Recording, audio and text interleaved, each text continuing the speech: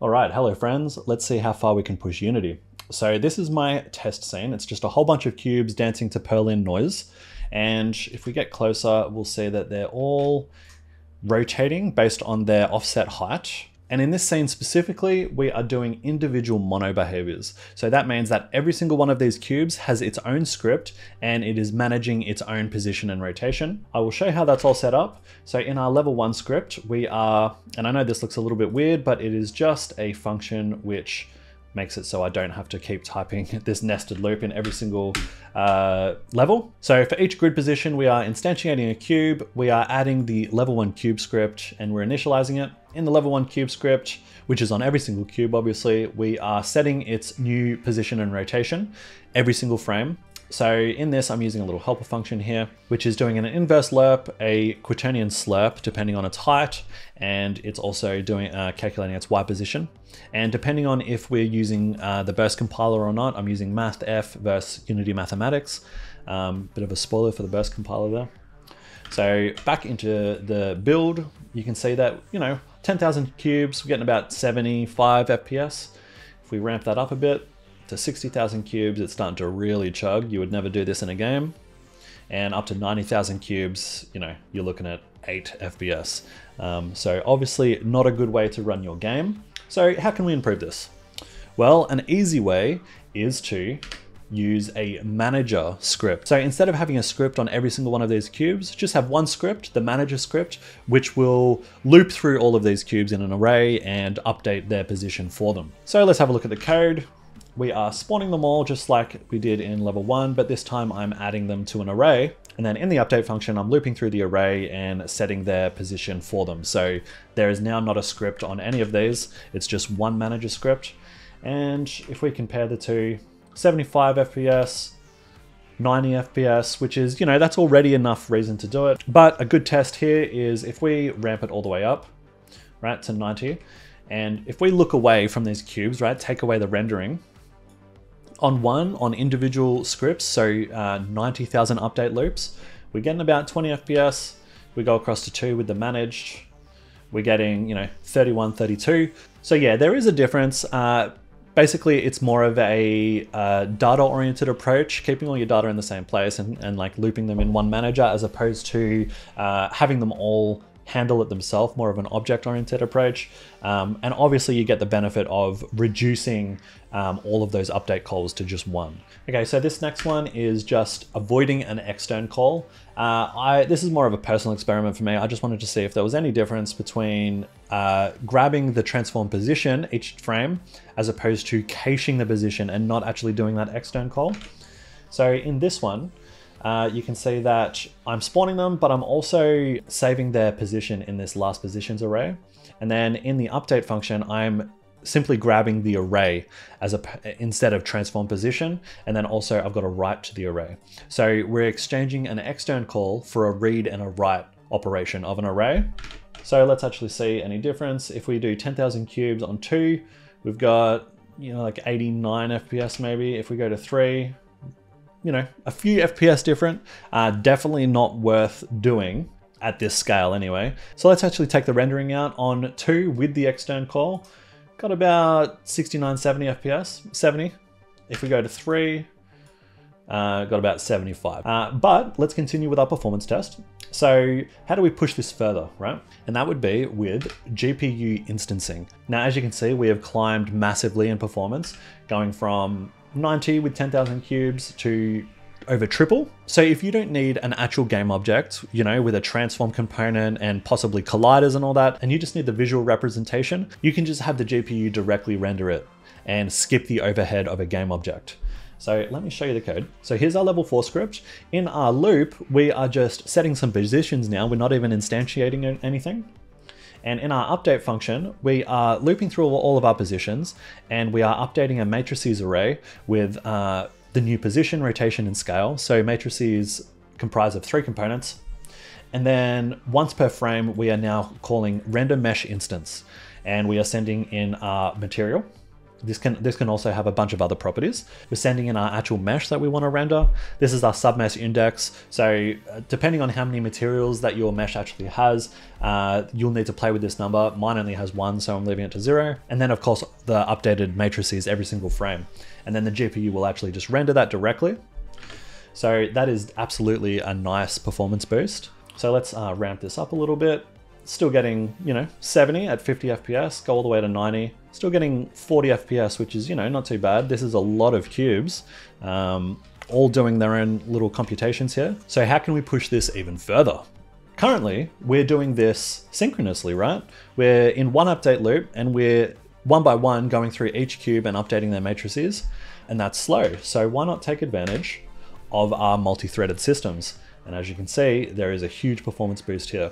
So this is utilizing 2 components of Unity dots, right? It's utilizing jobs, which allows us to unlock the full multi-threaded capabilities of modern systems, as opposed to just single-threaded operations like we were doing before.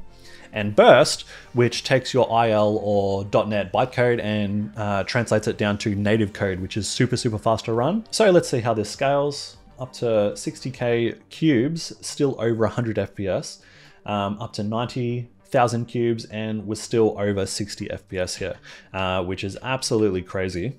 So I'll just show you the code and how that looks using jobs and burst. So as usual, we're setting the initial positions, we're creating this job here, and then down in update, instead of, as we did here, actually directly setting it all synchronously, we are scheduling this job. We're sending in the native matrices, and then the job is saturating all the threads and doing all of these calculations in parallel. And because we're using burst compile here, we do need to use the unity.mathematics library as opposed to the mathf library. This will work in the editor for some reason, but once you compile it, it will break. So you have to use the unity.mathf library.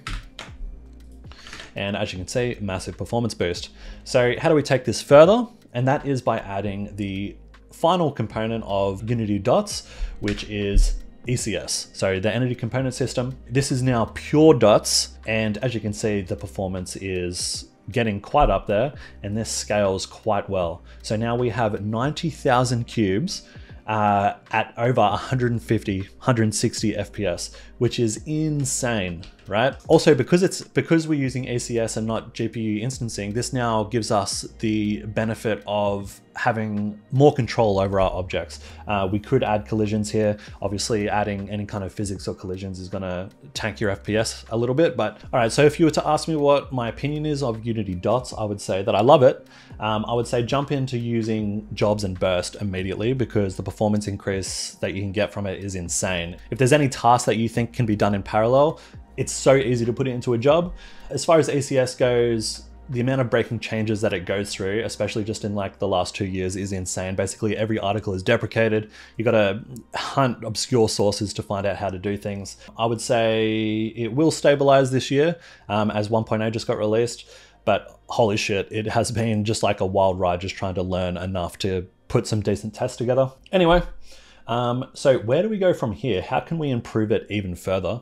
And would you believe me if I said what I've already shown you is not even close to the performance that we can push? This next one is truly mind-blowing. So let's jump into it. Okay, so GPU instancing indirect. Now I know this is not the Perlian cubes that you've been looking at, but holy shit, I was getting bored of Perlian cubes, and I'm sure you were too. So I've changed it to this, and this also allows me to kind of like show you how it scales better than those Perlian cubes. So there is one main difference between indirect and direct GPU instancing. So we've been using direct previously, and with direct, you have to send the mesh data to the GPU every single frame, which is a massive overhead. In indirect, you send it once right at the start, and then the GPU can cache that mesh data and then reuse it every frame. So I'll show you how to do that. So basically we're just filling up this uint array with some mesh data, and then we're setting it to an args buffer.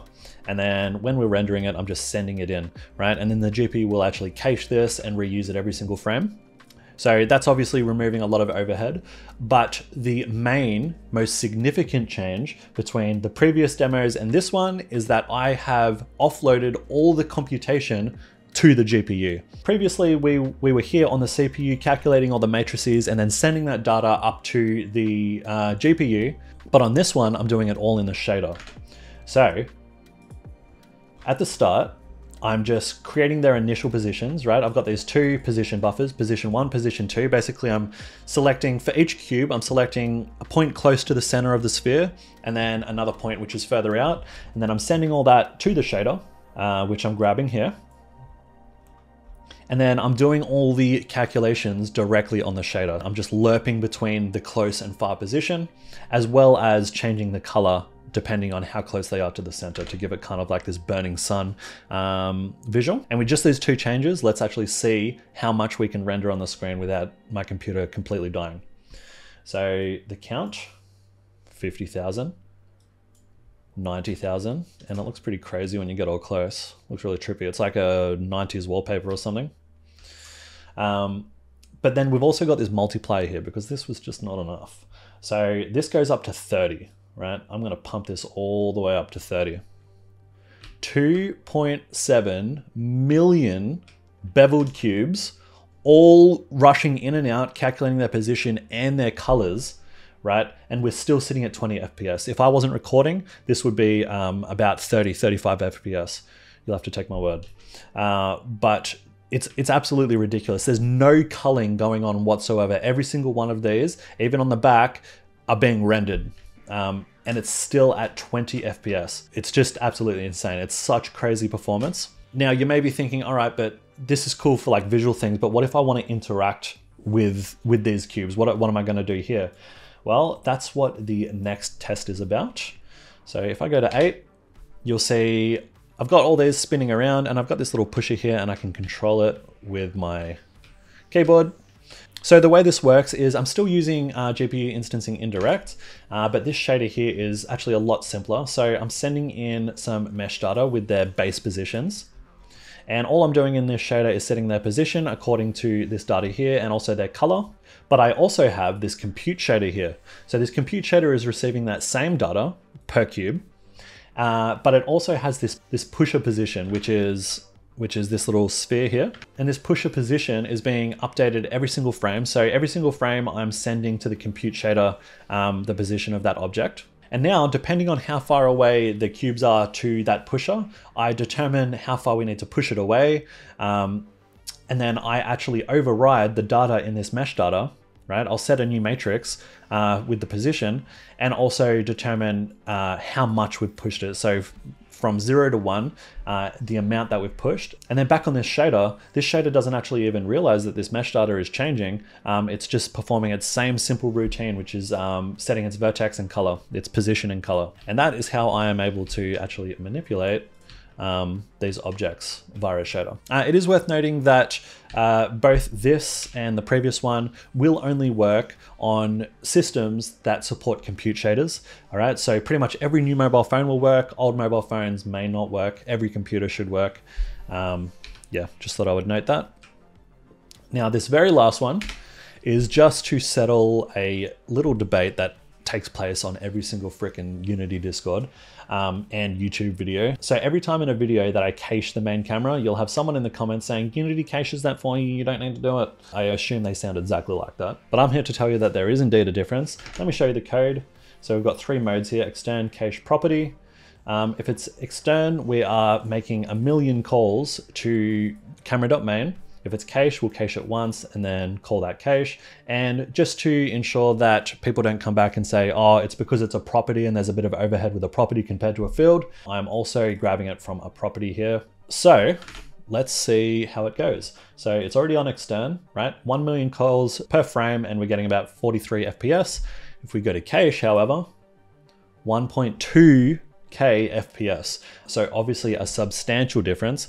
Property, you're looking at 600. And by the way, this is just caching camera main. You get the same kind of results for any extern call. Even time.time or transform, you will get the same results across the board. Basically avoiding extern calls wherever you can does actually make a difference. For everyone that says that there is absolutely no difference, you are wrong. Feel free to test it yourself. Do it at like a large scale like this, 1,000,000 calls. There is a difference. Whether this difference matters is another story. I personally think it doesn't. Nobody is going to do 1,000,000 extern calls per frame, right? They're going to do 1 or 2. So actually caching it makes no discernible difference. The only reason I do it is because Ryder yells at me, and it just feels better to do it. Like, I know that there is a performance benefit there, as negligible as it is, so I do it. So yeah, hopefully this was fun. Hopefully you learned something. Like the video, subscribe, and I'll see you next time.